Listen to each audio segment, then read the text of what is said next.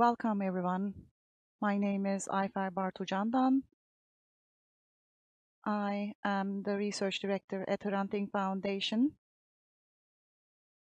Thank you very much for making it all the way here, especially in this very bad weather. Thank you very much for your interest. And I will make a very brief introduction. Why are we necessarily holding this panel? How did we really come here? I would like to say a few words about that. Since the day this foundation was established, the foundation has been focused on archives, confronting the past, cultural heritage, and politics around cultural heritage, and social memory, and the bonds and links between them have been the matters that the foundation has addressed and tackled. And all the work that the foundation has conducted is very much linked with these matters. And these are very much associated with the values and memory of Hrant, and the foundation was established to live up to the memory and to commemorate Hrant. And beyond Hrant's personal efforts and endeavors, it is quite important to reckon with the past, to approach history from different angles, revisit the history itself. These are quite important issues, and the foundation has been very much involved in these kinds of questions as well. Hrant has carried out several projects since it was established and developed many projects as well, and it is quite possible to see the traces and understanding of these values in these projects. Kardes is a project that brings together the multi-layered histories of various cities in Anatolia. We want to bring visibility to the multi-layered nature of these cities. We also have some archival work that we carry out in order for us to confront the past, to understand or to lay bare what is being remembered and what is being forgotten, and how to really approach this issue. And we have learning programs and practices, and we have workshops that we run under these learning programs. And we are also very much linked with these matters. And the site of memory is aptly named. Actually, it's a site of memory, and it consolidates the pieces and writings of Hrant, and it also highlights these values. And in this panel, we want to reconsider these issues altogether. We wanted to discuss these issues together. I mean, this is something we all do in the conferences and panels and presentations that we organize. We do that. And now we have come together with valuable panelists to discuss all these issues in a conceptual manner. And we also wanted to discuss these issues in different contexts to understand how they could really nurture us in the context of Palestine, Antakya, and Armenian foundations and Armenian archives, and how to really look at it from an interdisciplinary angle. I'm talking about history, sociology, I'm talking about art here. I mean, when we approach this issue from these angles, what kind of questions we can generate and what kind of questions pop up in our minds. We have gathered here to actually tap into this kind of an opportunity so that we can discuss these issues all together. I would like to thank all our panelists for accepting our invitation. I would like to thank all the participants here for your great interest and participation. And we have allocated time for a Q&A session, and we will have some time for discussion as well. And the name of our panel is Rediscovering Histories. Well, it could be rebuilding it, it could be reconfiguring it, and archives, memory, and politics, we named this panel. And these are all the issues and matters that the foundation has tackled to date, and we've gathered them together. I would like to go ahead. Can you hear us? Can you hear us? We will get the questions at the very end. Next speaker is Mezna Qato from Cambridge University, Newnham College, Director of Margaret Anstey Center for Global Studies and teaches history at the Newnham College, University of Cambridge. She is completing a book on the history of education for Palestinians. And this is around three themes: social histories of Palestinians, the politics and practice of archives, and comparative settler colonialism. She co-convenes the Archives of the Disappeared Research Network. She is a founding committee member of Librarians and Archivists with Palestine, a member of the board of the A.M. Cotton Foundation, and one of the editorial committee members of Radical History Review and contributing editor of the Jerusalem Quarterly. Her most recent artwork, a scorebook on life in exile, was recently in exhibition at the 16th Venice Architecture Biennale. She will talk about the Archivists of Gaza.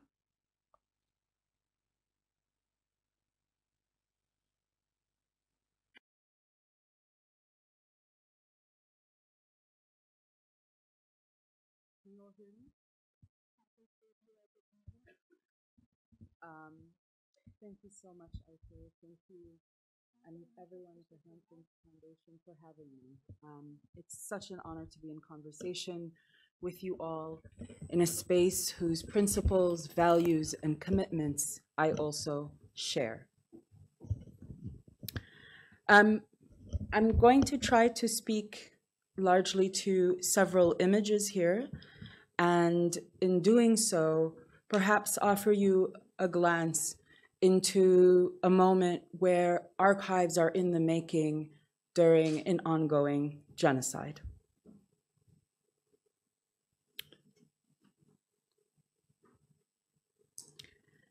Since Operation Swords of Iron and the genocide in Gaza accelerated in October 2023, nearly every library, archive, and cultural center or institution in Gaza has been destroyed or severely damaged by Israeli bombardment, firebombing, and looting.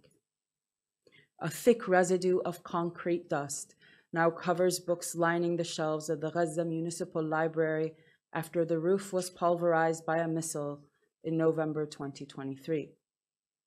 The Great Omari Mosque, which housed the Islamic Manuscript Library, one of the most important archives in Palestine, with artifacts from the 14th century and prior, was destroyed in December of 2023. The Israeli military detonated the last remaining university building in Gaza in January of 2024. This is an image from the purposeful firebombing and burning of an extremely large university library of Al-Azhar University in May of this year.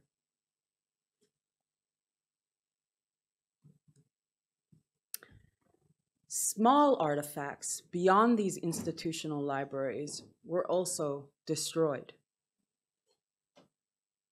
These artifacts of cultural may likely be the only remaining pieces of a rich world of cultural foment, social, economic, and geological change, and rich intellectual and political world-making over 1,000 years. This is merely a small example of a small remnant of a conference that I attended in Gaza in 1999 that has hung on my wall in Chicago for 20 some odd years and now has so much more meaning because the foundation and the institution in which it was held was destroyed last December.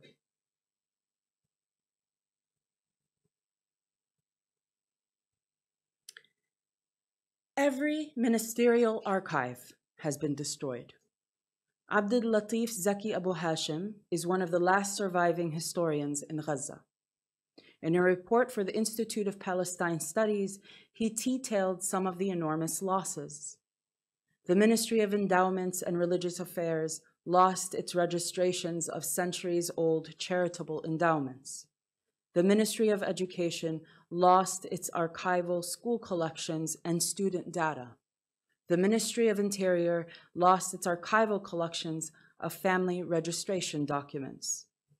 According to the Librarians and Archivists with Palestine preliminary report last January, public and private collections and libraries fared no better. The municipal libraries of Beit Lahia, Beit Hanun, Rafah, and Khan Yunis are all gone. So too are the Samir Mansour Bookshop and Library, the Diana Tamari Sabbagh Foundation and Library, in the Rashid al-Shawwa Center, which is the one where I attended that conference in '99, and the Photo Kiram collection, Kiram Dejlanian's precious photographic archive of Gaza's mid-century world. Nearly every memed photograph you may have ever seen on the 1950s in Gaza was taken by him. Che Guevara in Gaza, taken by Kiram Dejlanian. Various officials from Cuba, etc. Photographs of Jamal Abdel Nasser in Gaza, nearly all of them have been taken by a photographer in from Photo Kiram's studio. All of that was destroyed.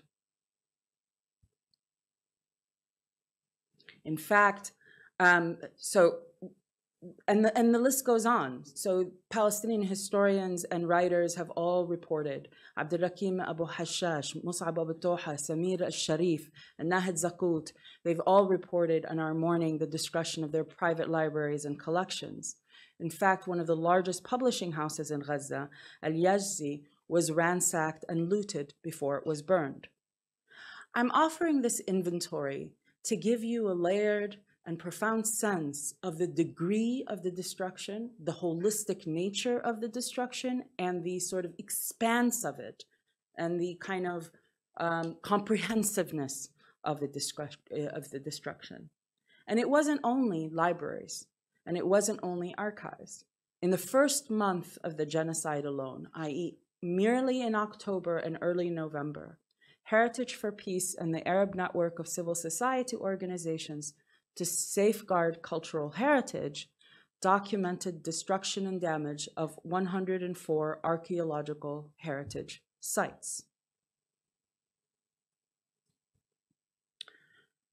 But the archivists and the librarians have also been annihilated, along with their colleagues and families, their wives and husbands, daughters, sons, cousins, mothers, and fathers.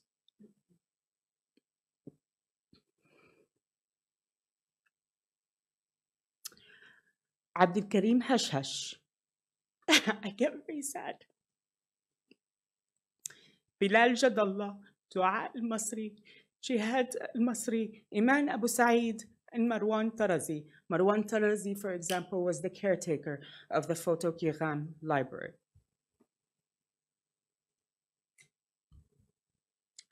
We have been here before. The Nakba in 1948 was a loss of life and land, and the materials of social worlds crafted by communities over generations. Then as now, the losses remain difficult to quantify and a challenge to trace. Much of these looted collections are in the Israeli state's holdings, such as the Israeli State Archive and the National Library, as well as in the collections of Israeli universities and in the hands of private collectors and former soldiers. There's a very famous book describing things that soldiers took from the bodies of Palestinians as they massacred from village to village, for example. The catalogs of the libraries and the archives are kept under tight control. To tell a history of Palestine now often requires seeking access through Israeli state gatekeepers. So how do we tell the stories and histories of Gaza?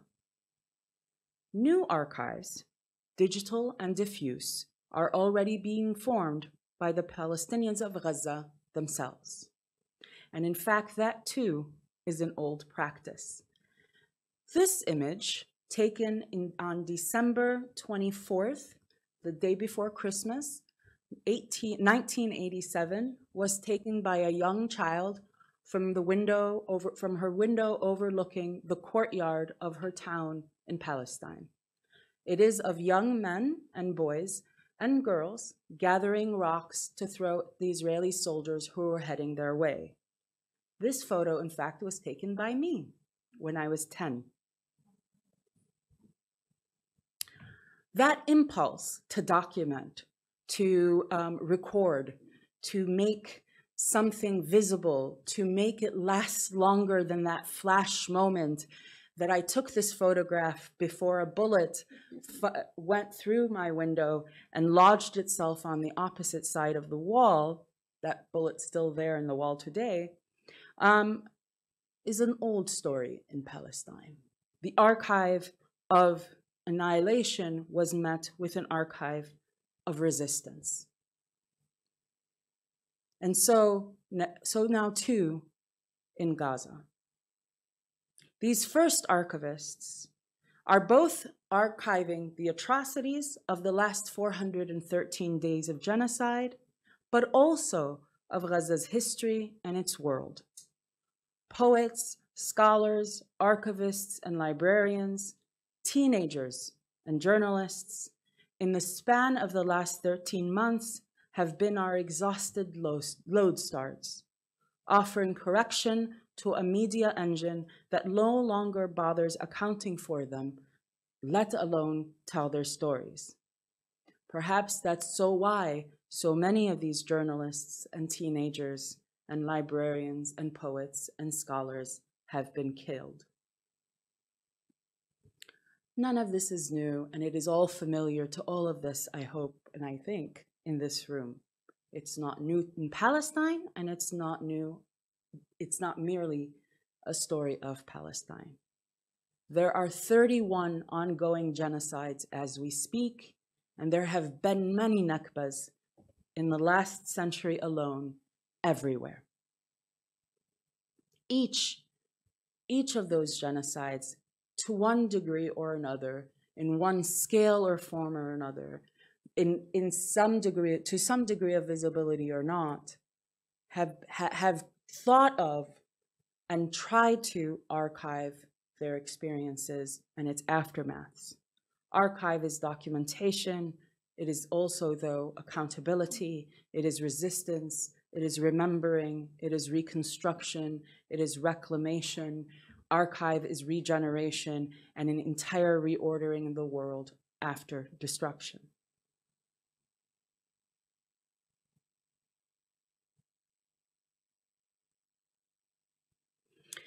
In Palestine, this has taken many forms. One of the most important forms it has taken is the way citizen archives have popped up in so many different places. On last count, I have about a record of about 14 ongoing genocide archival projects seeking to document not only the destruction and the annihilation, but the perpetrators, documenting soldiers' digital, live streams. This is a live stream genocide, and there are people recording it in live stream and everywhere on multiple social media platforms. The feeling is, and the thinking is that this genocidal archive will not only be a way of from which to and with which to seek accountability, be it in international courts or within states or at more direct levels, but it is also a recording and a way in which to process the enormity of what has happened, to give a sense of its comprehensive nature, and also a way for those who feel helpless to feel that the archive itself becomes a form of resistance or a form of objection or a form of political speech under conditions where so many feel so helpless as to what to do and how to help. So you've found all of these kinds of digital archival projects popping up all over the world, people who may not have very much knowledge of Palestine itself, but certainly know what it means to collect data, organize data, catalog data, etc. And I think what's so interesting about the current moment is that this new generation of archivists, both in Gaza and outside of Gaza, have a literacy, a digital literacy that has allowed them to, and an understanding of social media and its potential in ways that have allowed them to maneuver and navigate censorship and shadow banning and all other kinds of digital forms or technical forms of surveillance a lot more quickly and a lot more creatively than in the past. So these are also archivists learning on the go.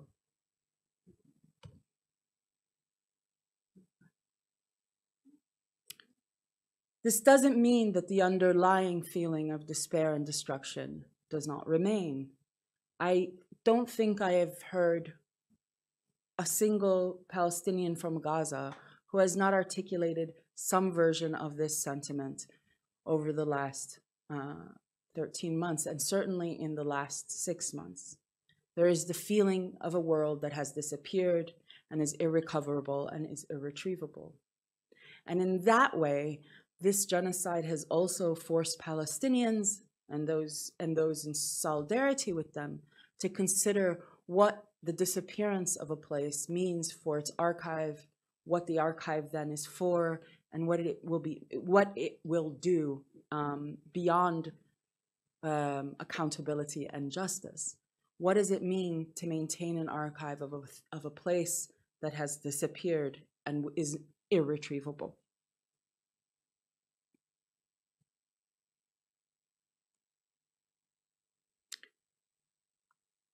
Historians of Palestine, I guess me and my colleagues and friends, and we often talk about how much harder it is to write a history of Palestine after the Nakba of 1948 than a history of Palestine before it. We have almost 5 or 10-fold more historians who specialize on the Mandate period, the Ottoman period, the early Islamic period, the Crusader period. Every other period of Palestine is much more thoroughly studied and has more specialists on it than the historians of the period after 1948. It's hard because it has to be and is required to be a history of a people who are scattered, isolated, under siege, bombarded, repeatedly massacred, and dispossessed. And it has meant that generations of Palestinians must rely on shards and scraps, on remnants, on photographs, digital negatives, and they must develop a new historical practice that is not reliant on any single archive, but is reliant on 1,000 archival retrieval projects everywhere, all at once. Thank you.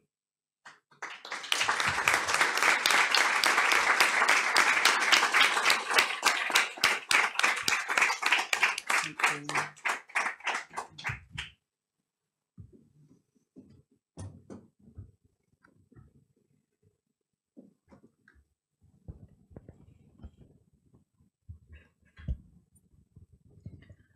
Çok teşekkürler. Thank you very much, Mezna. Well, we will talk in depth in the Q&A session. There are many matters we can discuss. We're looking at the presentations of Meltem and Mezna. And the last paper, presentation of this panel, will be done by my team members, the archive team of Hrant Dink Foundation, İren Bıçakcı, Deniz, Derya, Dertli, and Lara Çakmak. İren Bıçakcı studied at Qato University, and she started a professional career in historic building restorations, and she also continued her work through research on Armenian architects.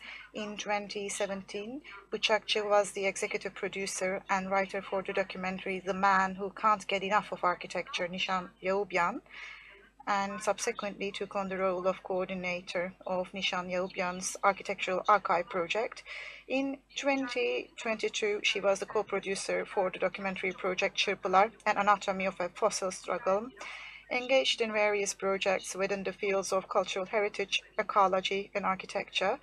Bıçakcı has been an active board member of the Haykar Architects and Engineers Association since 2015. She has also been part of the Hrant Foundation's archive team since 2022, and she has been serving as the archive coordinator for the past year. And Lara Çakmak graduated from Bahçeşehir University's Interior Architecture and Environmental Design Department in 2020. She started her career in interior architecture projects, and then she decided to move on to design afterwards. And in 2023, she became a board member on Hajar Association of Engineers, and she was engaged in Yahubyan's project. And starting from 2024, she has been part of Hrant's archive project. Deniz, Derya, Dertli graduated from Marmara University's documentation department. In 2019, he studied on Reşat Ekrem Koçu and Istanbul Encyclopedia, and he conducted research and digitization projects. In 2023, he went to Tbilisi, focusing on physical archives and digitization, and he advanced his specialty in this area. And starting from June onwards, he has been part of Hrant Foundation's archival team, and they will be talking about how to trace Armenian heritage through the archives of the Armenian foundations. Thank you.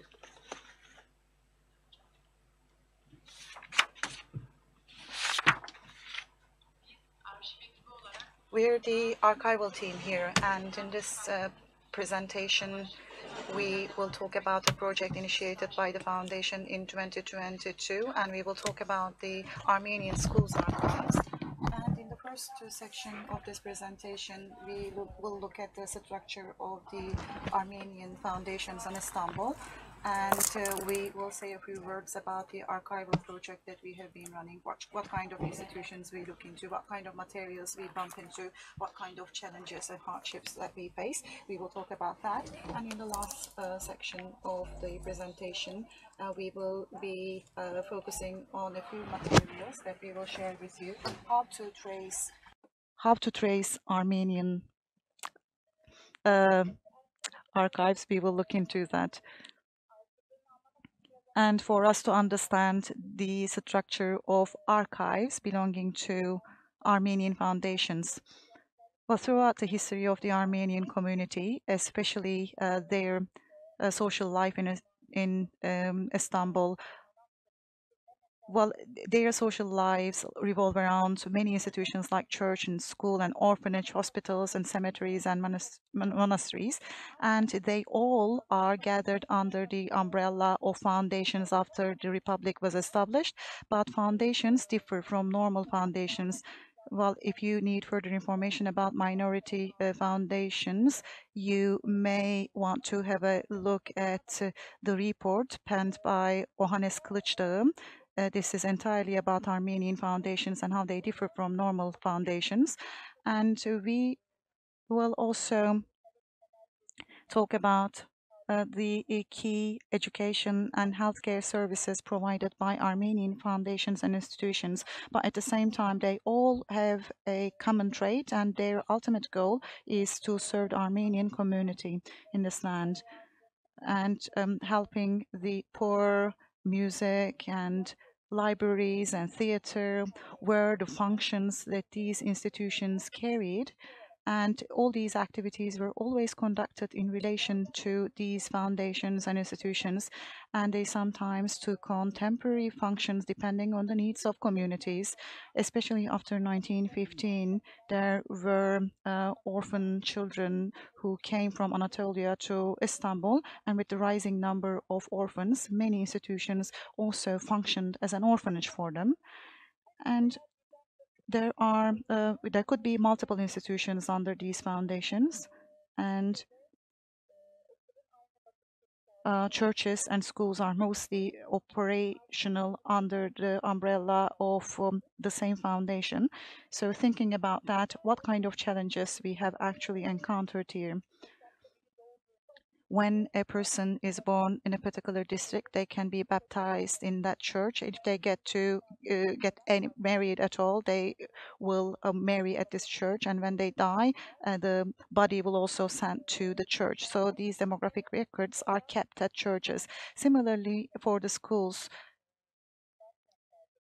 you could go to the school in your district and you can find the records of the students at these schools. And theater and choir and similar activities can also be found in the records and documents of the foundations. And if any temporary function has been taken on by the foundation, this can also be found in the records. And they all reveal a picture of social, economic, cultural, and demographic data of Armenian communities, and they actually form a memory for us. That's why we don't approach the foundation's archives as the institutional archives. We always approach them and address them as the archives of the Armenian communities. And there were foundations with the schools operating under their umbrella, and we focused on them. And that's why we would like to talk about the educational life in Armenian communities. The educational lives of Armenians.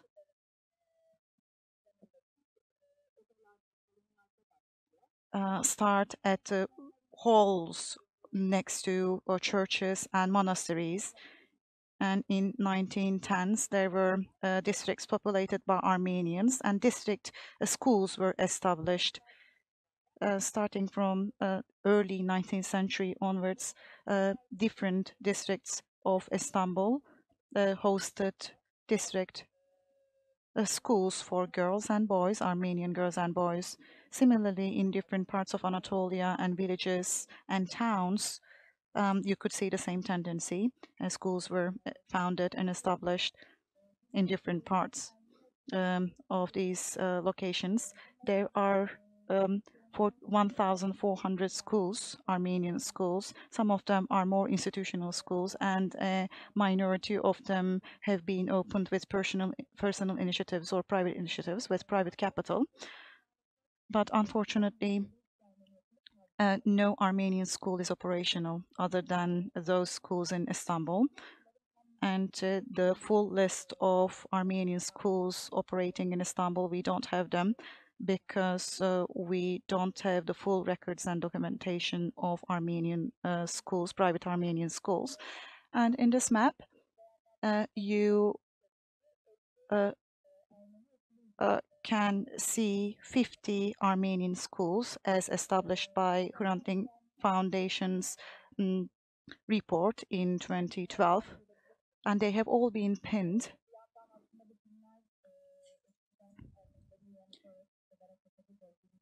And these pins also indicate the areas largely populated by Armenians. And 16 Armenian schools indicated by blue are operational today. And we studied the archives of 4 schools out of 50 Armenian schools as part of this project. The first was Karagözyan Orphanage, based in Shishli. The second was Galata Getronagan High School. The third was Pangaltı School, Anarad Hığutyun School, and today it is not operational. And the fourth was Horenyan School, which is closed today. And under this foundation, there was a church, Surpreștegaret Church, and their archive. We also had the chance to study them. And as in every project, we initiated our project with the planning phase. And we needed to arrange ourselves according to the calendars of these institutions and foundations, because we didn't take those archives out of the physical building of these institutions. And we also did classification work there. we looked at the materials and documents, and we sorted them by their genres and by their years, and some of them were classified already, so we didn't need to do sorting. Then we did the scanning work, and we scanned them and we did them at the institutions. And as we went on digitizing them, we focused on cataloging, and this phase is still ongoing right now. Materials that we've cataloged, we have loaded them on the online archival system of Hrant Foundation. It is not open yet, but we are going to launch it soon. Let's have a look at the schools that we studied and examined. Karagözyan Orphanage was established in 1920s, and it also operates as a school starting from 1950s. There was no Armenian school with Armenian instruction in Anatolia. That's why students moved to Istanbul as boarding students. And in their collection, we understand and we can see the invoices, list of food and photographs and diaries and many other pieces of information are available in the records that they kept. This is the second institution, Getronagan High School. And this school was established in 1886 to provide high school education to male students. Raising teachers and raising intellectuals was one of the missions of the school. So it didn't operate like a normal district school. It served different students from Anatolia and from different districts of Istanbul. Therefore, a central spot was chosen for that school. And the name comes, Getronagan means central in Armenian. In early 1990s, it turns into a hybrid school for female and male students. And it is one of the 5 Armenian high schools that are operational today. There are admission documents and student documents in the collections. Well, teachers' files, different diaries, and also photographs are available in their collection. Pangaltı Anarad Hığutyun School operated in the building that we are in today, right now, and it was established in early 1990s, and unfortunately it shut down its doors in 2000s. When Hrant Foundation moved into this building, we started studying this collection, and the collection includes student files and admission folders and all these correspondence and photographs.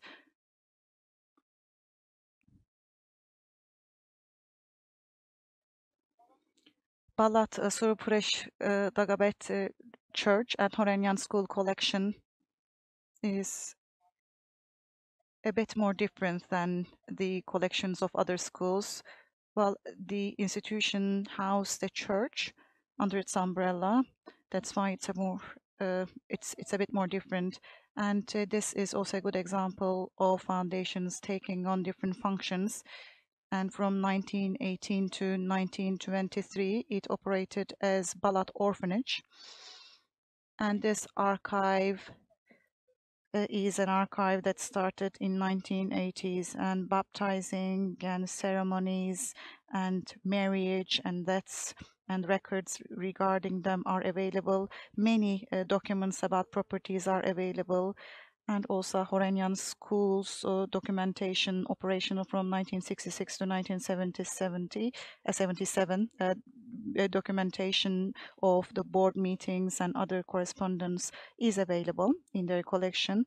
So after we got to know 4 different institutions, how to really trace different things in these archives was one of the questions that we pursued, and we would also like to talk about that. As we said at the outset of our presentation, social life took a shape according to these institutions. Correspondence between institutions and migration movements and settlements are the areas where we can find different traces and information about.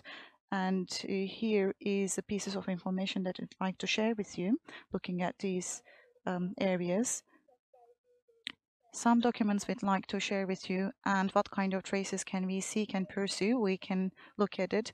Balat Orphanage and daily program of Balat Orphanage dating back to 1920s, and the ones that you see in the middle are from Getronagan food lists, and on Karagözyan Orphanage on the right hand side you can see food list, and we can understand many things by looking at the documentation Karagözyan orphanage and their list of food, and by year we can understand the economic standing of the schools, and we also understand the consumption habits of the year and of the period. And as I mentioned in the previous slide, there are multiple invoices here, and these invoices are from the collection of Karagözyan orphanage, and they date back to 1940s. And the visuals are quite rich and they are multilingual. This also indicates the multicultural structure of Istanbul. And in some invoices, you can see address information of these workplaces, and they give us information about the space and spatial dynamics. We get to understand that there are different invoices issued to Karagözyan Orphanage. We understand what they purchased from whom, and this is also clear to find out. And you can see the admission documents of Getronagan High School here, and in these documents you will see the same name and surname of the students, where they were born, and the date of birth, where they were located, what kind of schools they studied before that, and where they have come from. This information can be visible. And starting from 1920s, photographs were also added to these documents. And you can understand and you can find details from mothers and fathers of the students, and their place and date of birth, and their professional identity. I mean, what kind of professions they were engaged in. You can also find out about them. Multiple of them we've had, and this way we could have an understanding of the demographic structure of society. And also the registration records of the students, we can also see them. These are the types of the documents that we've been able to find and access, students' history and background, and in some other documents in records you can see what students did after they left school. Some records show these details. On the right hand side you can see the jobs that they took after they graduated. If they changed jobs, we also can see what kind of jobs that they pursued.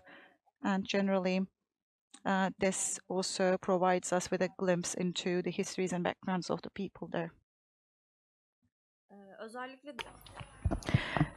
For the diaspora Armenians, and them searching for the information regarding their relatives and the lost beloved ones, we encountered the situation very frequently in Agos, a newspaper. We know this. In Balat Church Archive, baptized documents can be found. There are numerous of them. And this gives us family and related information for those who want to follow the footsteps of their ancestors and family. We know this is so important, and we keep a catalog of this in 3 languages. Take a look at the middle picture, this one. This is the interface we use in our archive. It is going to be available soon, and it will be in 3 languages. And we hope we will be of help to those who are looking for their family's information.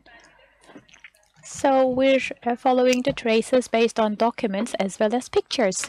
Now some pictures. These give us visual clues. Take a look at the one on the left-hand side. This is Karagözyan Orphanage and the women branches, the members of the women branch preparing this festival. They're so valuable. They organize events to raise funds. funds for students and the orphanage. Take a look at this picture. Again, Karagözyan Orphanage. It's a sports festival back in 1940s. The biggest festival was in 1945. More than 100 students joined the festival. Not only this orphanage's students and Getaronian orphanage students and students in the neighborhood joined them. And the one on the right-hand side, this picture was taken when the Patrick visited the orphanage back in those years. This is the famous pianist Shahnaz Runi, and he studied in this school. He was a graduate of the school, and he had many charity concerts. And these pictures are from Karagözyan collection.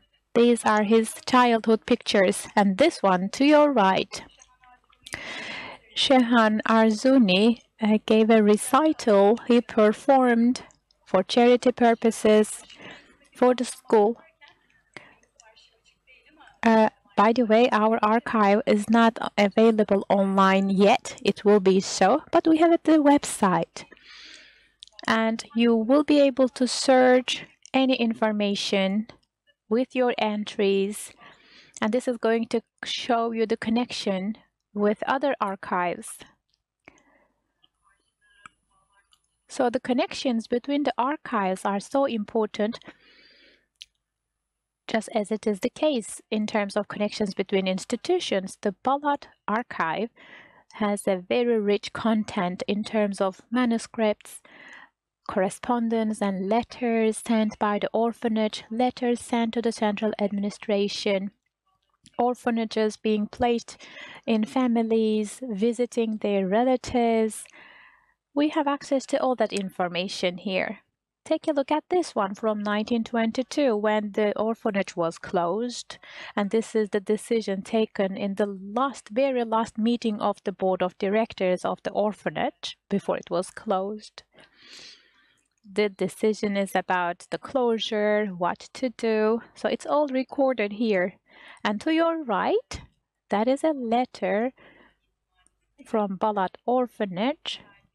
And the Eyüp church is asking for the empty pots and pans to be returned back to the church. So apparently those pots and pans went to the orphanage, and the church is asking the orphanage people to return them.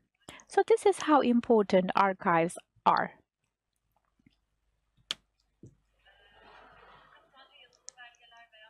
It is not about pictures and written documentation only. It is beyond that.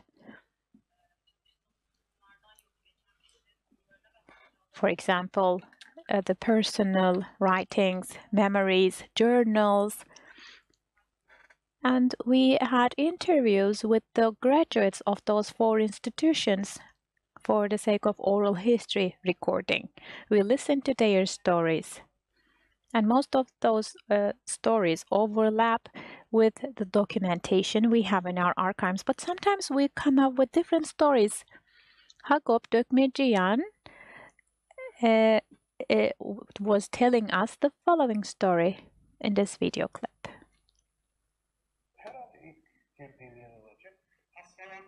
Bir ağır ateşte en yukarıda revir var. Yani ateşte yatıyorum orada.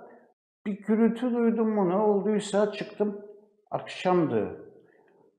Pencereden baktım, böyle bir meşalelerle yürüyenler falan, bu mezarlık gözükürdü o zaman, böyle bir şeyler yoktu. Bizim Karagözyan'ın arka bahçesi mezarlığın duvarına kadar giderdi. Ne oluyor? 4-5 yaşında oluyorum işte, öyle bir şey. Haygazun Kalustyan, bu meşhur bir pedagogtu. Sonradan pedagog oldu sanırım, evet. Bizim şeyimizdi, Sürveyan Fıskiç. Adamcağız çok şişman bir adamdı. Haygazun Kalustyan koşarak baktım, revire doğru geliyor. Kapıyı açtı.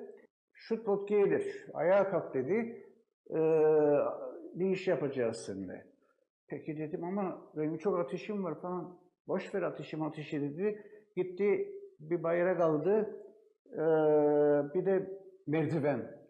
Ben dedi çok şişmanım. Bu merdivende çıkamam. Sen çıkacaksın dedi. Aşağı indik en aşağı. Bahçe var. Bahçeden geçtik. Ön kapıya gittik. Ön kapının önünde bir tabela vardır. Karagözcan Ermeni Yetimhanesi diye. Dışarıda tabii sokak gözükür oradan. Bir miting gibi neydi, ne derler ona, yürüyüş vardı. Şunu dedi, üstüne ört. Hani kimse gelip de içeri girmesin diye. Santuk merdiveni dayadı. Ben çıktım. O zaman da geceliğimiz şeydi, entariydi böyle. Herkes öyle giyerdi. O zamanın artık şeyi miydi, neydi? Fakat ben orada sanırım bayıldım. Ama işi başardık yani. Bu 6-7 Eylül'de oldu değil mi? Öyleymiş. 6-7 Eylül'müş o günü.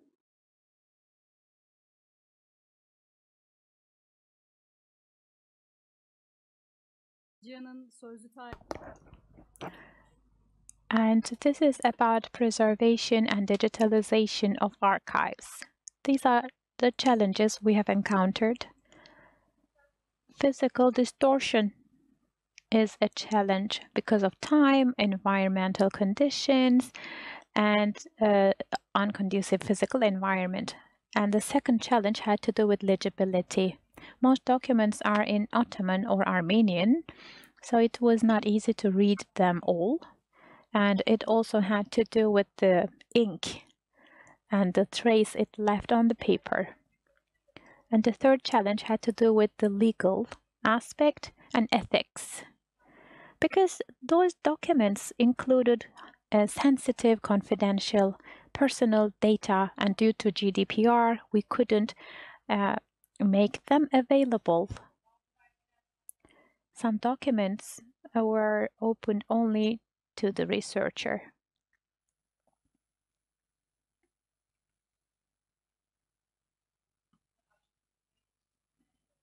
So over this time, more than 80,000 documents were digitalized. Out of this, around 16,000 are placed in a catalog and uploaded in the online archive system, and the work is still underway. It's not just the three of us. There is a larger team composed of 30 people who have supported the project. That is, it is thanks to the team that we're here, sitting here. So I'd like to take this opportunity to thank them. And the old team members.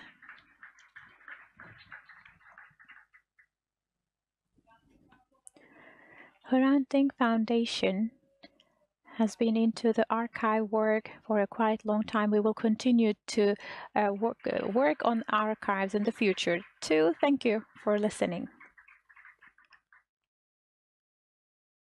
And the first panelist for this session is Dr. Anna Maria Beylunioğlu. She is a political scientist and she is a trained professional cook.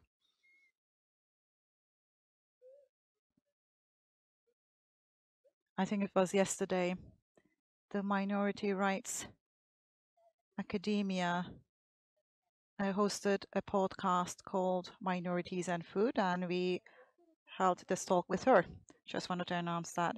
She holds a PhD in social and political sciences from the European University Institute and has published on religion, state relations, religious freedom, and minorities. And she made a transition from academia to the culinary arts, and she gained experience in civil society initiatives related to food and migration. She currently teaches religion and politics, food, politics, and society at MEF and Koç universities, and she writes on food culture and gastrodiplomacy. She is also a co-founder and editor of Mezna, an initiative focused on the Orthodox community in Antakya, which gained attention for its post-earthquake solidarity work. Through Mezna, Her team helped establish 2 soup kitchens and continues to preserve the memory of Antakya through projects like Hafıza Haritası, the memory map. It's an open source platform, a semi-controlled one, where individuals can contribute their pictures and stories to preserve the history and memory of their city. And the name of her speech today is Beledna. It is about mapping memory and identity in Antakya after the earthquake. Good afternoon, everyone. I'm cold in this cold weather, by the way. I don't know about you, but I would like to thank you for coming here in this cold weather.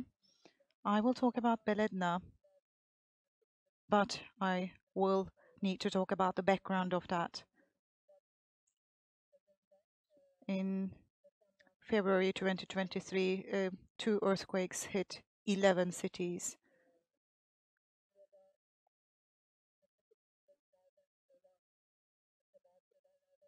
I would like to extend my apologies to people who've had relatives based in other cities than Antakya, but I will claim that Antakya was hit hardest. Of course, there are a lot of sufferings here, a lot of pains, but I'm not trying to contest different pains. But population of Antakya have had to disperse themselves to different cities: Antakya, Antalya, Alanya, Istanbul. Well, these days people tend to confuse Antalya and Antakya because of the difference of letter, but they're everywhere. They're in Mersin, those are survivors of the earthquake. I was born in Mersin, by the way, born in Mersin. I'm still a person belonging to Antakya. This is the way that I'd like to present myself, introduce myself. The extent to which earthquake has gained dimensions shows us the severe destruction that has taken place in the city. And this dimension is beyond psychological and physical destruction. It is also social, and it's also existential destruction that we're talking about. This has been an existential destruction for us. And after the earthquake, many residents of Antakya, by the way, I'm using the word Antakya. I'm not really talking about central Antakya. I'm talking about the general surroundings.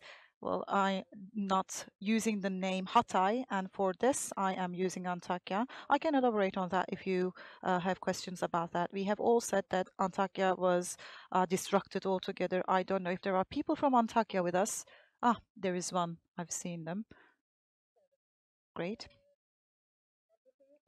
Well, Antakya has been destructed, we all said. It's been destroyed. And to what extent it holds true, actually, we need to think about that. We need to think about that together. Yes, it is true. It's been destructed and destroyed entirely because this was a city during which, this was a city where new buildings have been erected and no involvement and participation of civil society has been present. And when I go to Antakya, I see an abandoned city with no people whatsoever, and there are some buildings that have been taken to courts. I will share some pictures. And this was the Antakya that I encountered back in August. Let's watch it together.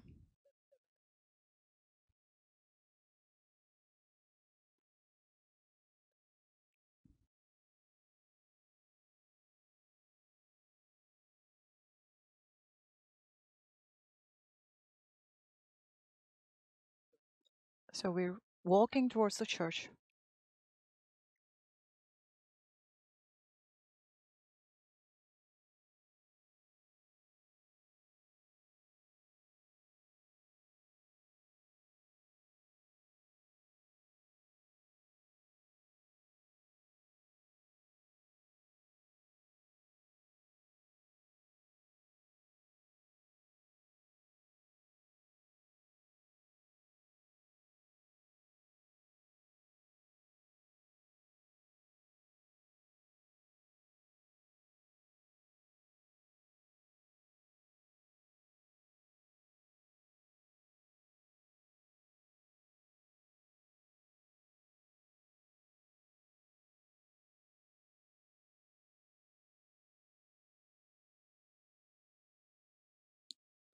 I'm fast forwarding because I don't want to take much of your time. Here is one wall of the church.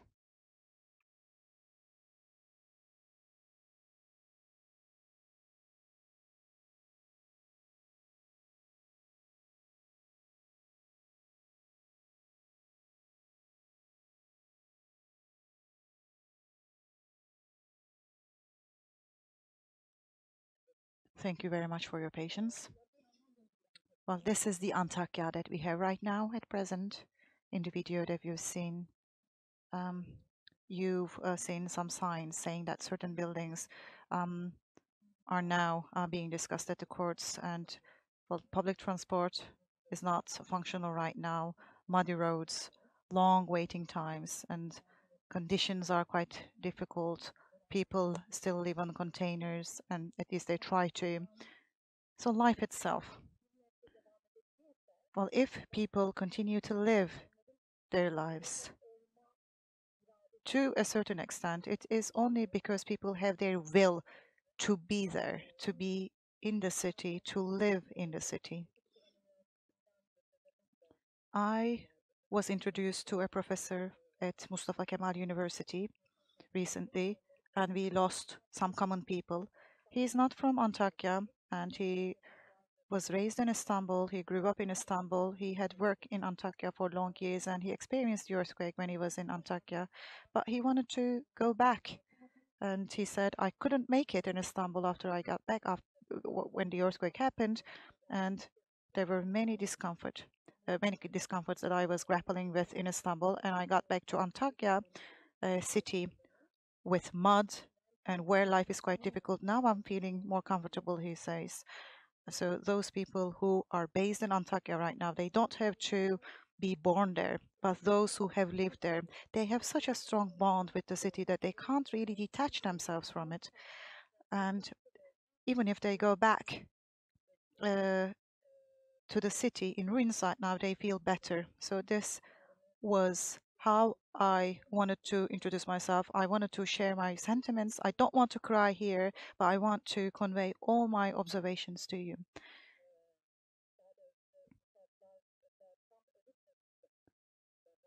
Even before these conditions happened, such a disaster was obvious, and we took the initial steps for Beledna, hafızaharitası.com. Beledna means my hometown in Arabic. And Nehna is a platform that keeps and maintains the memory of Orthodox communities from Antakya. And this memory started to corrode very earlier than the earthquake, and we wanted to maintain that. And we created nehna.org in order to build memory there. But after the earthquake, we channeled our endeavors, the memory that we tried to build for Orthodox communities from Antakya was then embraced and cherished by all those people, and other communities, other members of other communities also embraced Nehna. So acute needs emerged after the earthquake, and we wanted to develop a series of projects, and one of them we're trying to develop it right now. It is related with the digitalization of archives. Many endeavors are present in this regard, but there are some archives that we place great value on, and oral history was another idea for which we wanted to develop a project. And recently a book was released. It is about the memory of Antakya. We digitally released it on Substack. Different writings and essays and photographs are available there.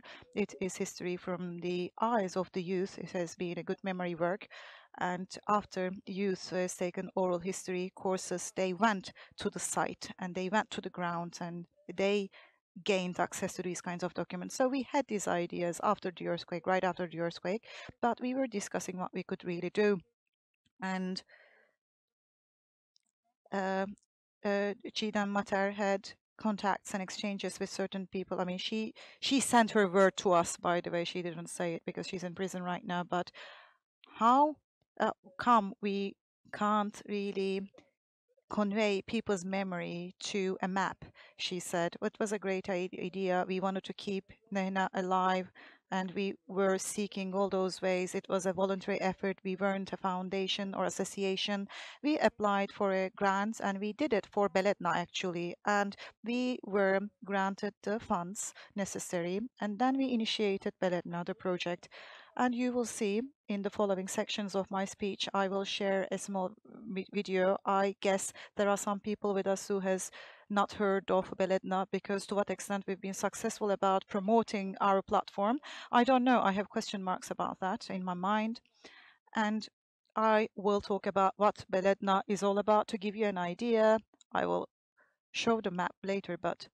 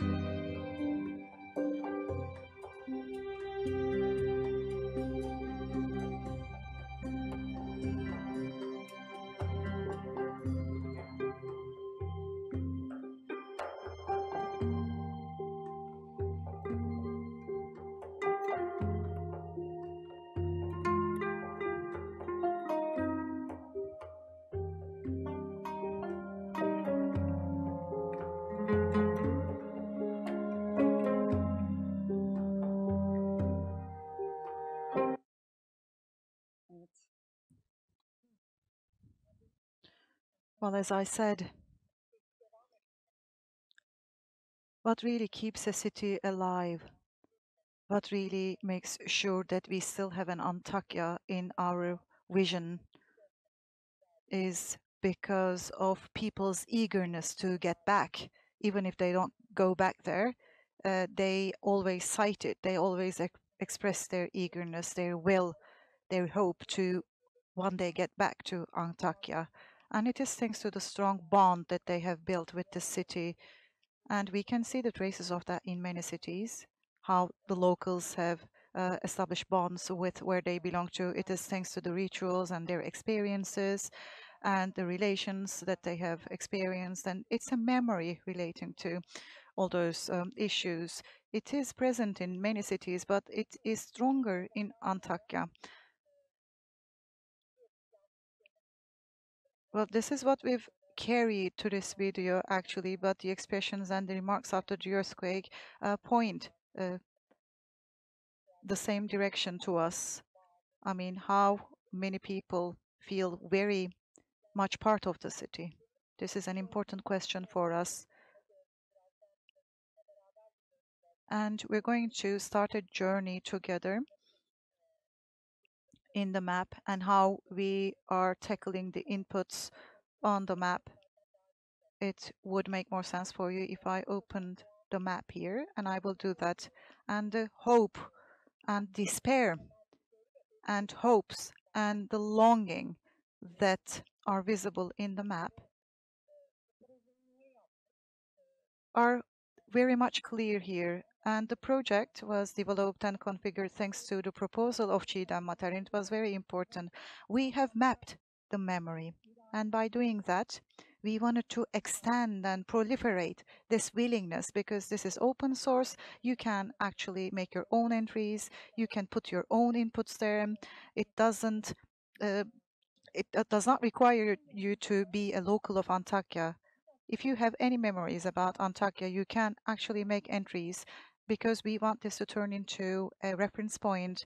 And as Mezna mentioned in her presentation, in her speech, our ultimate goal was not necessarily to archive things, but when we look at it, this is an archival work through resistance, and it is turning into this function right now. And we have constraints, that's for sure, and I will talk about our constraints too.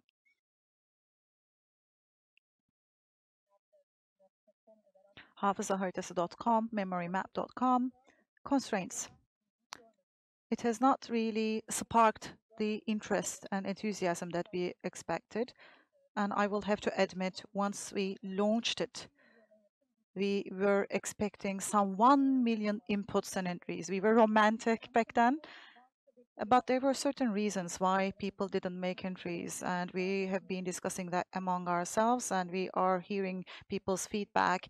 Yes, it has enjoyed many views, but the number of inputs, the number of entries there, I visited it again, and new inputs have taken place, and then people entered new information on the map. That's good, but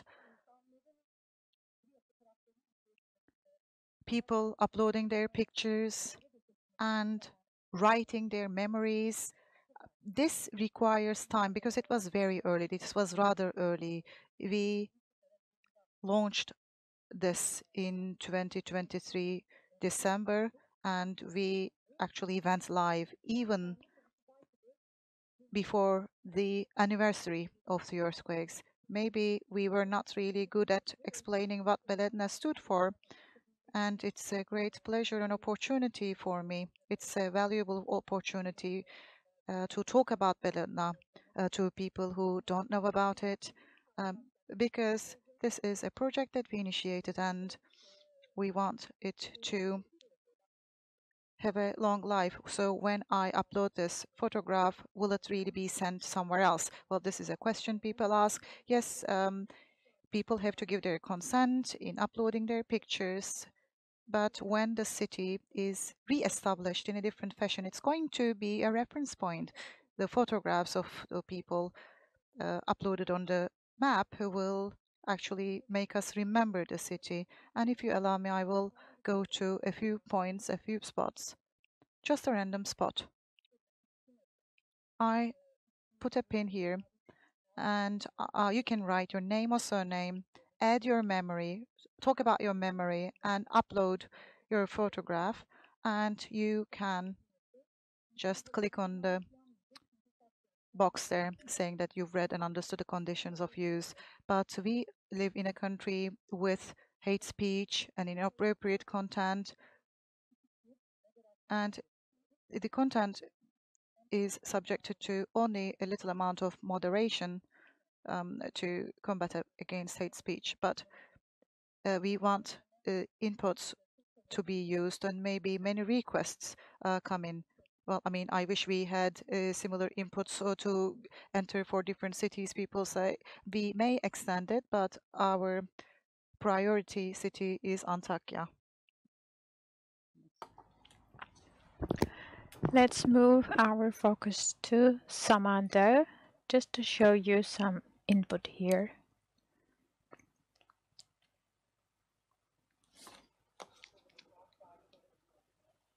A piece of memory. I am not able to command this computer There's a subtitle. Let me read it out for you. As if it's not the last time. Hoping to take a similar picture with the same pose with you. So it's both hopeful and hopeless. This is about the memory, people, the lost people. And same place. You could pin anywhere else. This is the coast.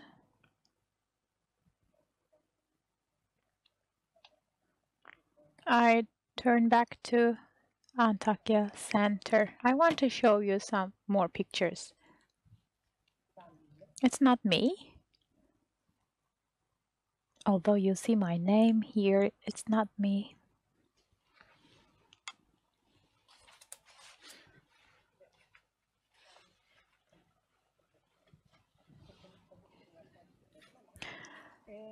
I will speak closer to the microphone so you could also go and see the place for yourselves.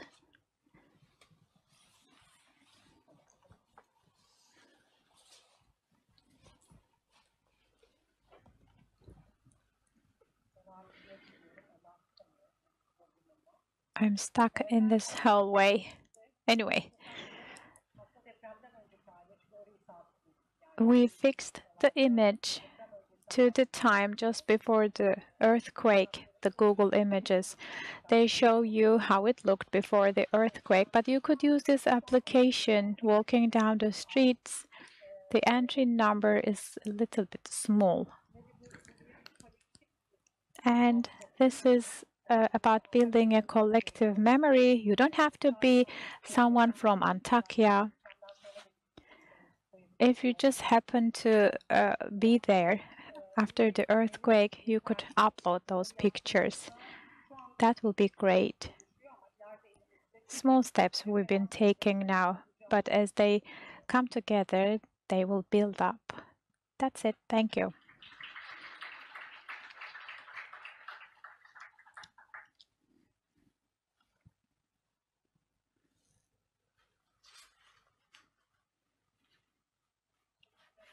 Thank you, Anna.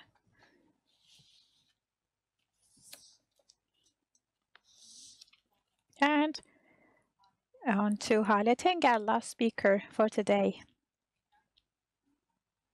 An artist, and her extensive body of work includes installations, videos, sound, sculpture, photography, drawing on cultural, political, social references. Her artistic production is characterized by the simultaneous stimulation of both sensory and intellectual perceptions. You know Sebat's building that reflected her piece of work?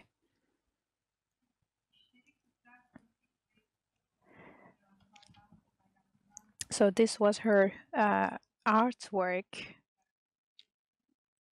And Hale Tenger participated in numerous solo and group exhibitions in Turkey and abroad since 1990. And the international biennales she's taken part in include the 6th Ural Industrial Biennale, the 16th Istanbul, 57th Venice Biennale, and the 8th Havana Biennale, and so on. And her pieces of art are a part of institutional collections in Turkey and abroad. Her presentation is entitled Beyond the Spoken and Written, Looking Through the Photographic Archives of Atrocities and War. Over to you.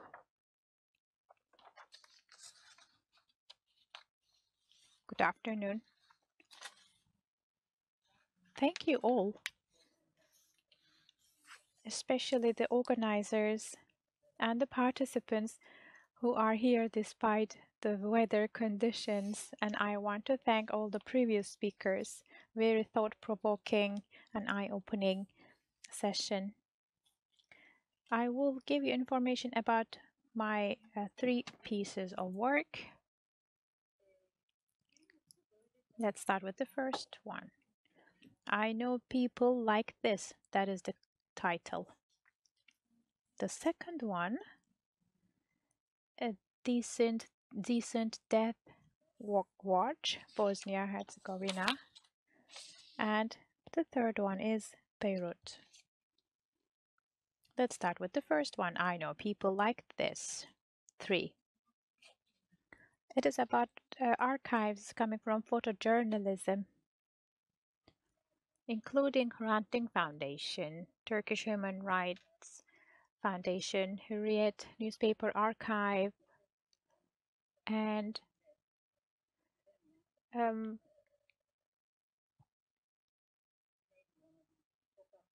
the street conflict in the southeast of Turkey, which was not even covered in the third pages of newspapers. So I got the information through journalists. So that's the basis. And a part of a group exhibition in Arter, which is now Meşer in Beyoğlu, we had an exhibit. I want to show you a video.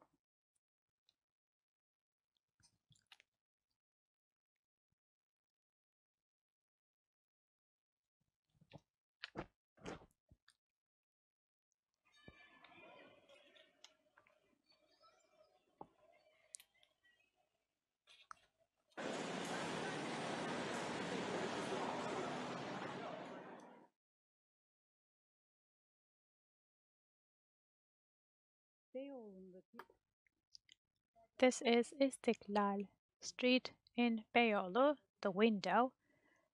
It is in the shape of a maze. Trying to remember how many there were.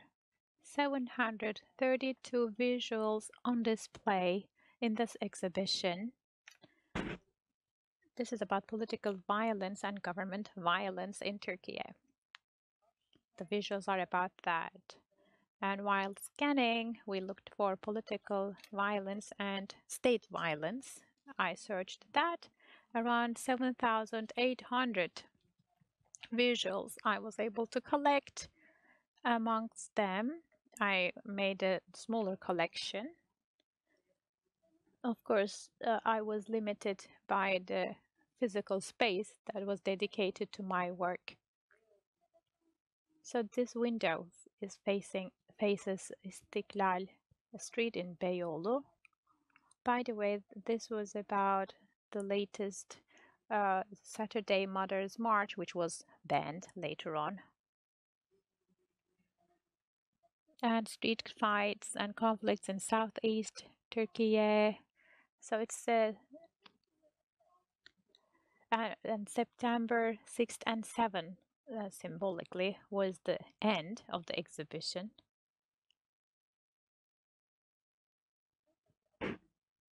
As to my goal here, by the way, before I talk about that, I should say of all these visuals I collected, I created an X-ray-like image.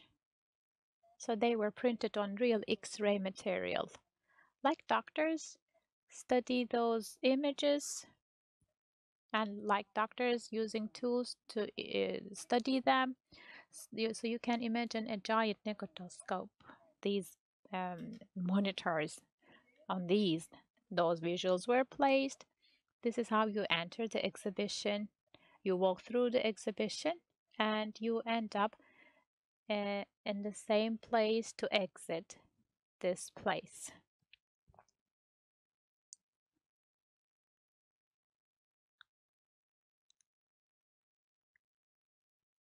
If you could excuse me 1 second. Yes. At night, the lights are left on during daytime and nighttime. Even when Arter building is closed.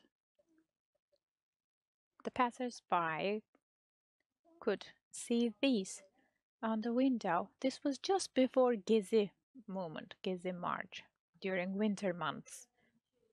We were a little bit concerned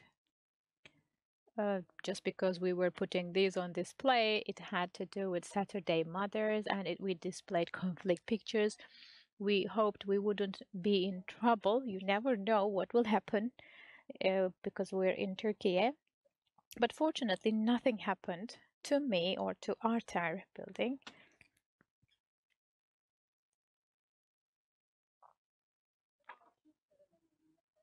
While scanning the archive materials, I confronted quite an interesting technical issue. Let's say the massacre of Hrant, Dink, and the ceremony of Robotsky, Uludere. So I could have access to many visuals.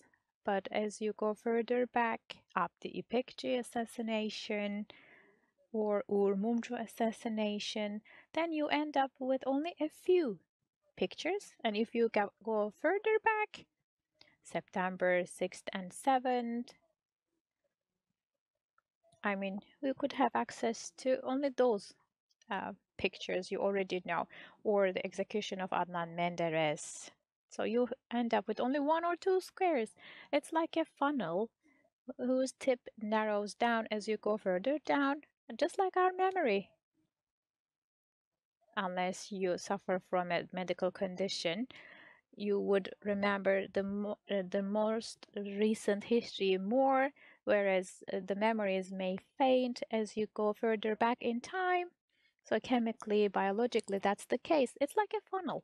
And the same thing happened to me while I was scanning for the archives. The further back I went in history, it was harder to find things.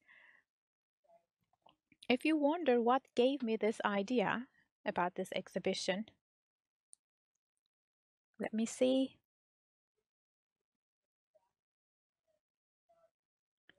Before and during the coup of 1980, the pictures of the coup.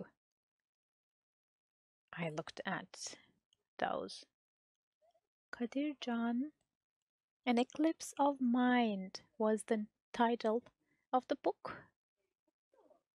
I looked at the book.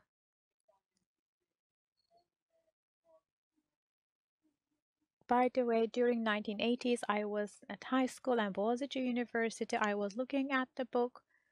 There were a few references to places. There were many pictures. It was as if I was looking at a flip book. The book gave you a snapshot of what happened during 1980s in one go. That was actually my starting point because I was so impressed by that book.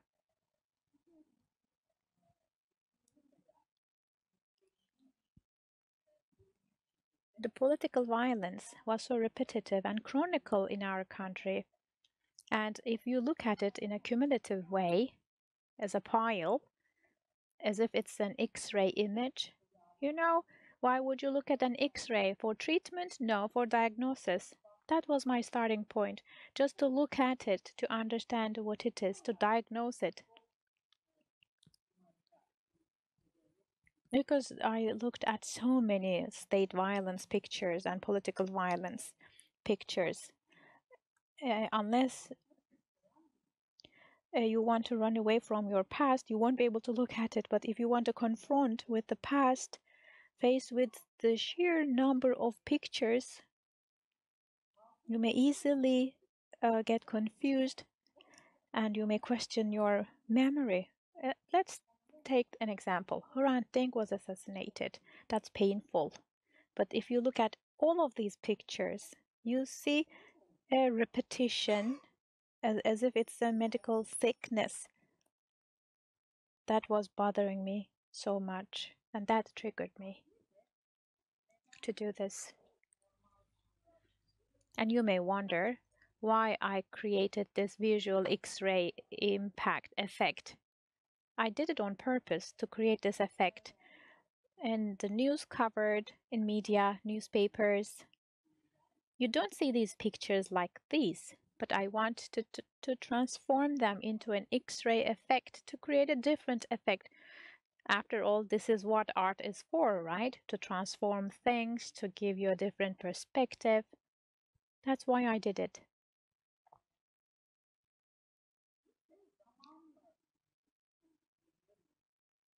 And I want to talk about the time element. Oh no, before I do that, I'll say something else. In this collection, I specifically used a method, which is I covered not just events that we still have a strong memory about, but I also covered an unknown story, like Bahrir Chowk, a postman, a person who was killed with a bomb in their houses. I hadn't heard about this story because here it was about a postman. It was not as famous as Bahrir Chowk case. So I also covered those less known incidents.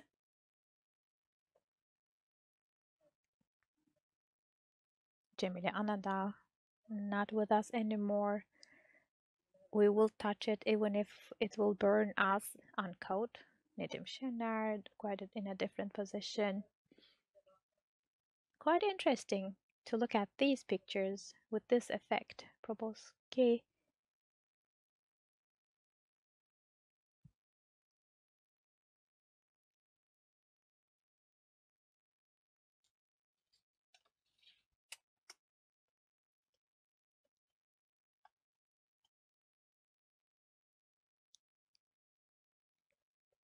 And Wells.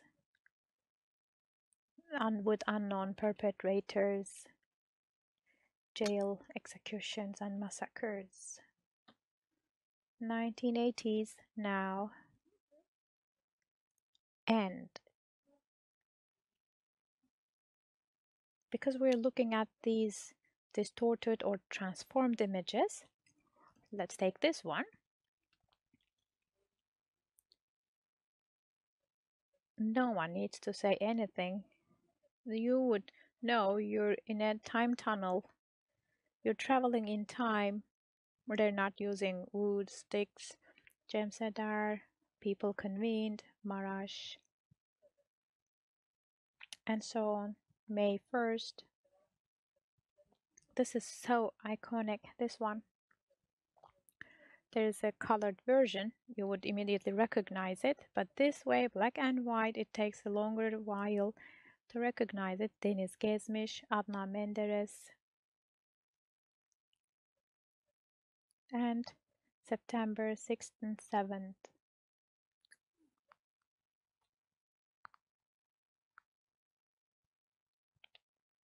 Now,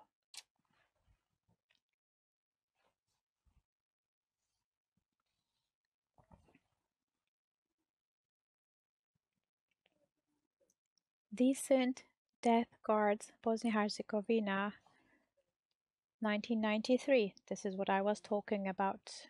This is the second piece of work. Well, at the beginning, I didn't know where I would end up. Back then, Bosnia-Herzegovina war was still raging, like in Gaza and Lebanon, that is happening now. And I felt helpless, useless as an individual. I couldn't stop the war. Then I was thinking, what could I do?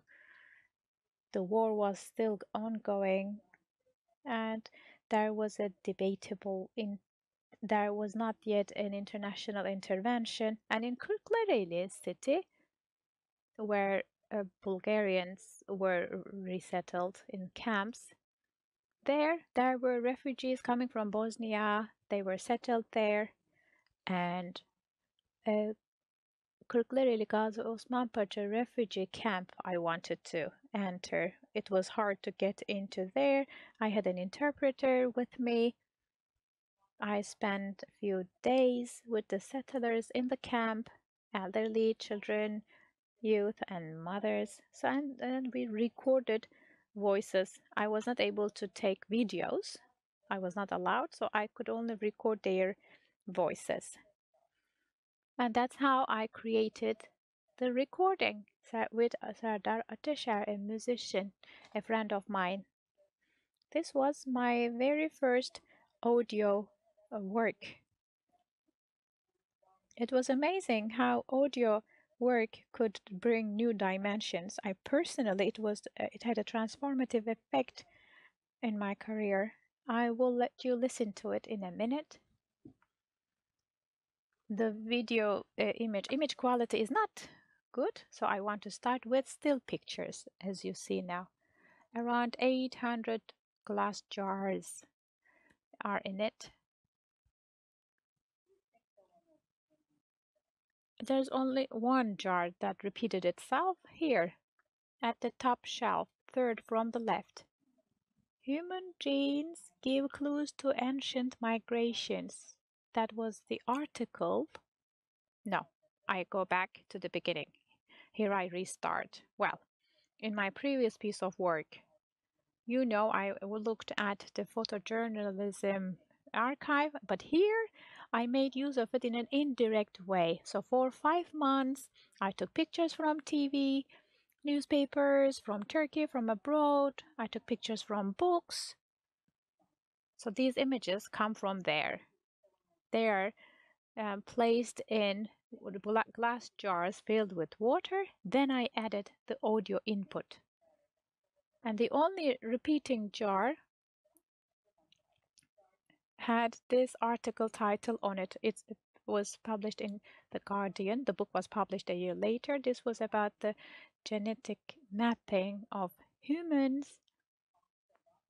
That's how we could know humans spread from Africa elsewhere.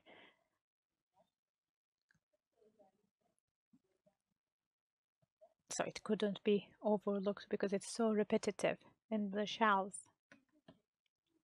And I secretly took some pictures. This is at the bottom shelf. I mean, I'm still in contact with the community there. It says, by the way,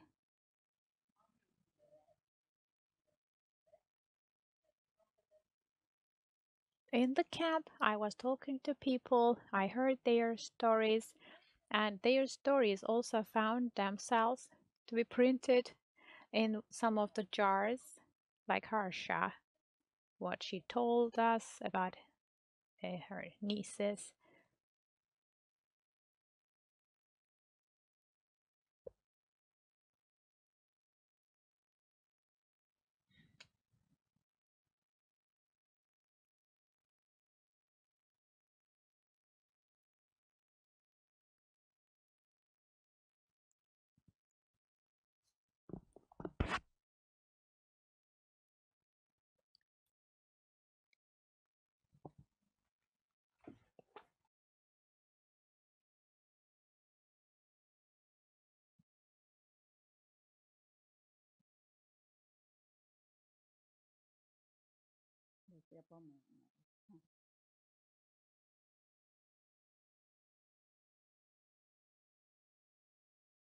Ses de gelecek birazdan.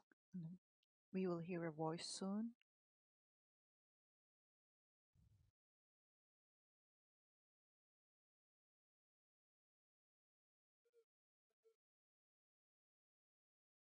This is from the exhibition in Berlin, and different charlos were established, and all of the footage that we've used broke, and this is the only footage that I have with a mini video.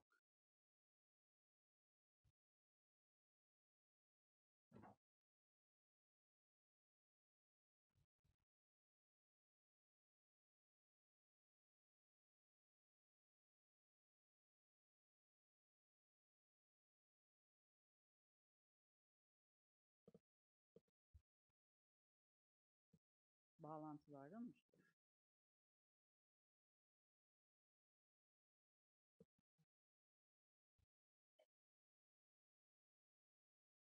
Peki. Ona göre açık bir bilgi.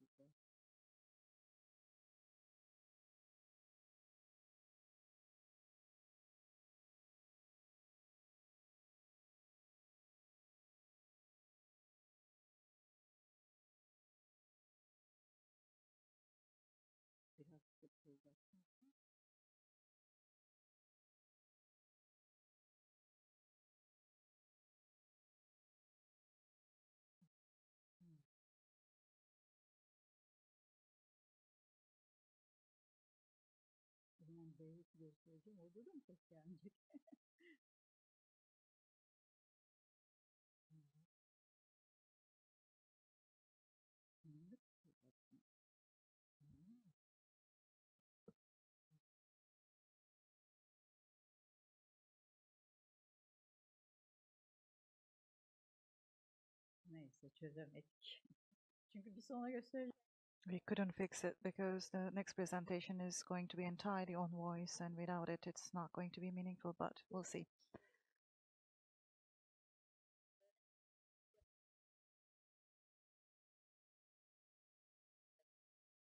Well, ongoing atrocities, as I said at the outset of my speech, and we actually face the same thing. And Mezna talked about that during her speech, taking screenshots. I've been doing that instinctively from the very beginning. Once things broke out in Gaza and unfortunately spread to Lebanon as well. I'm doing it to keep them, actually. I don't know what to do with them. When I worked on my Bosnia project,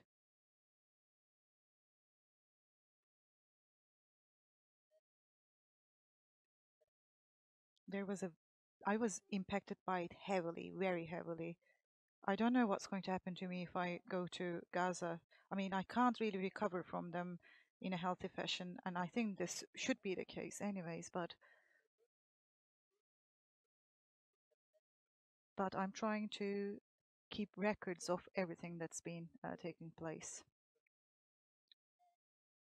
And voices allow us to make intimate bonds.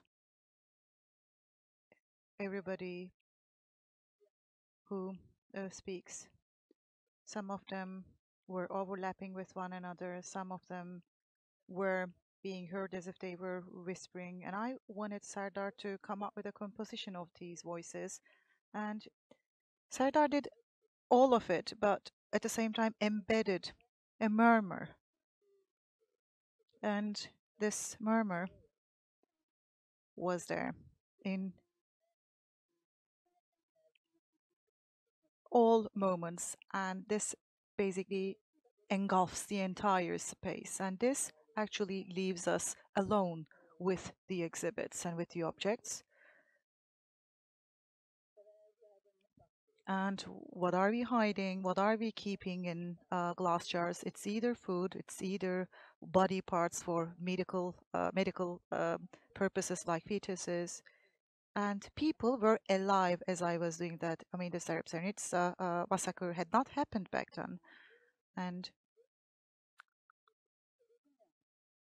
people were being treated as if they were dead already when they were alive. Despite the fact that I was closely monitoring all the developments in the war, I had face-to-face encounters in the camp. I was with an interpreter. I didn't understand the language, but I could understand the gestures and the crying and the voices of people.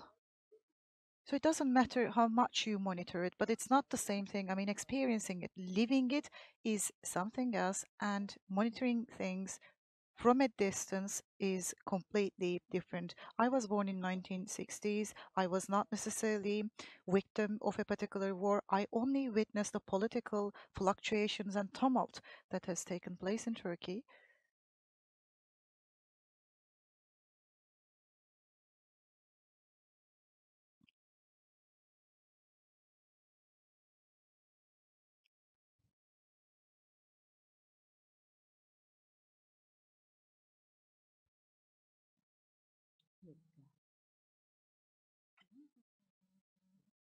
Evet.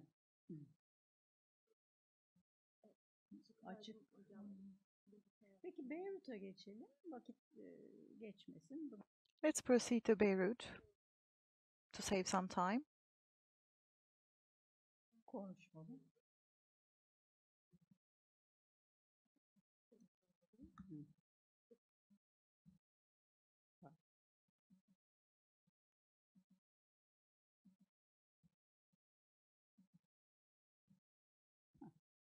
Ha, bir ses geliyor mu bakacağım. Sonra biraz konuşacağım çünkü önce.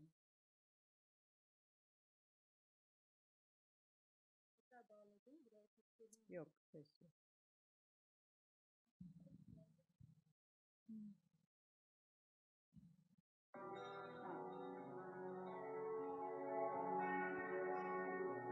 Oldu. Durduralım. Çok teşekkürler. Her ne kadar derdimizin ne olduğunu anlayamamış olsam da. I don't know what the technical problem was about, but I'm very happy that it's been fixed now. The Beirut video. I'll tell you about the background of that, then I will stop talking. It's a video of 3 minutes and I will then conclude. In 2005, very coincidentally, I decided to travel last minute, thanks to my miles, and we've traveled to Beirut. We decided to go to Beirut. I asked my mother if she was interested. Mecca, Jeddah, Beirut, Alexandria. She already visited these places, so she was interested. We decided to go there as a family.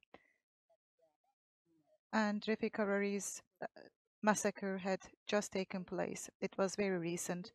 Many of our relatives said that we were crazy, we had lost our minds, and I said, we live in Turkey already. Well, it's not really something to laugh at, but it was the case. I mean, we live in Turkey already. And such a signature event has taken place, so no big disaster is going to take place, I said. Well, we went there, and I had booked a hotel. We arrived very late at night. We woke up in the morning, and my daughter was 8 years old back then. We went downstairs to have breakfast. It was a great hotel, huge windows, spacious tables and spaces, and everybody was sitting by the side of the wall. It was a period of Eid and the room was full. We didn't understand why this was the case, but once we finished our breakfast and once we went out, I noticed that I had booked a place in Hotel Monroe, right across the pit where bombs were placed. So the pit for the bombs was in front of us. I saw a view from the hotel room and I was stuck by it. We didn't really stay there for long, and compared with Turkey, Lebanon is not necessarily a wide area. We had the chance to see many parts of the country, but I went back and forth to take pictures and images of this hotel. This is an iconic building in Beirut. It's Saint George Hotel. And back in history, when Beirut was the Paris of the Middle East, all high society of Europe or Lebanon frequented the hotel. It was quite a opulent and important hotel. During the time of the war, it started to be called as War of Hotels. So many hotels were being taken by different groups, so they were used as strongholds for their conflicts between each other. However, Saint George Hotel, quite interestingly, lacked curtains. They didn't have window frames.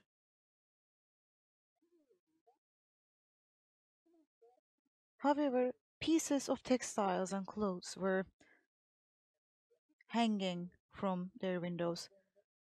Rafik Hariri's giant pit of bombs was on the left-hand side of the hotel, but we're talking about a pit of inexplicable dimension, and this bomb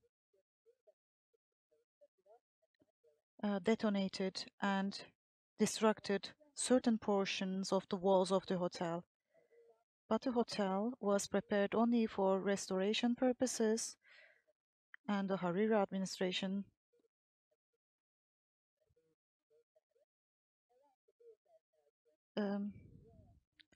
did not allow the owners of the hotel to renovate the hotel for gentrification purposes probably. And this hotel is still like this currently. I took this picture in 2005 and this video was there in some corner of my collection. And in 2007, Israel invaded Lebanon and I decided to translate it into a piece of work. And the voices that you will hear in the video well, on YouTube you will see that actually. And I use the voices of the live streaming made by various people on YouTube. And I've used those voices and the music belongs to Serdar Ateşer.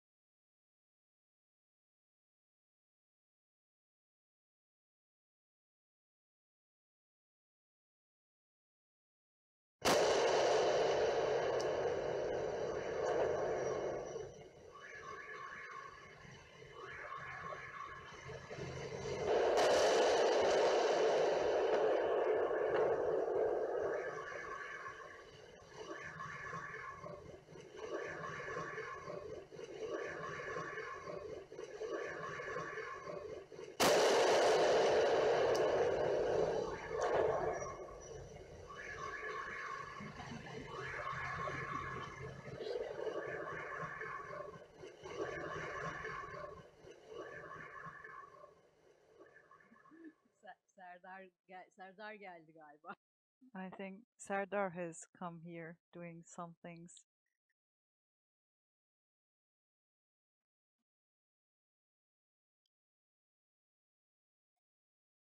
Well, all the events that are unfolding right now in our present day. and people who suffer in Antakya and all those people in Palestine. I mean, I've presented this video for this purpose to actually pay my respect to all those people. I wonder if we can necessarily call this as an archive. We can discuss on that. This is part of my archive, but St. George Hotel is archive by itself. In my presentations that I do in Beirut, I talk about the history of Beirut and St. George Hotel. I use different photographs of the hotel, and the structure itself represents an important history, and it has its own archives. So some allusions I'm using here in this video. Thank you very much.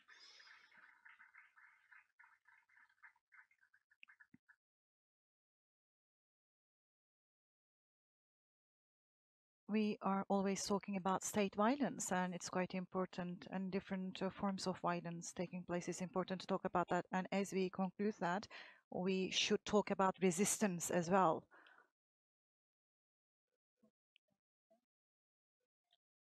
Because this is a land and this is a region where very heavy things are taking place. And it's not only Turkey, it's Lebanon and it's Palestine, as Mezna mentioned, but resistance also persists and it prevails. And this is also about us finding the sources for strength, drawing strength and power. And that's why we will continue with these projects and these works so that we can improve ourselves, we can recover ourselves, and we can resist together. This is the way to go, I believe. And one personal note I'd like to share with you. In the face of all these violent events and atrocities, what really keeps me hopeful is the grace and resistance and resilience of the Dink family. Despite every heavy thing that they endured, the foundation still survives and persists with great work. And with that being the case, we also need to put our hands under the stone. Everybody has their own sources to derive strength, but we will find our own sources and resistance will prevail. Thank you very much, each and every one of you.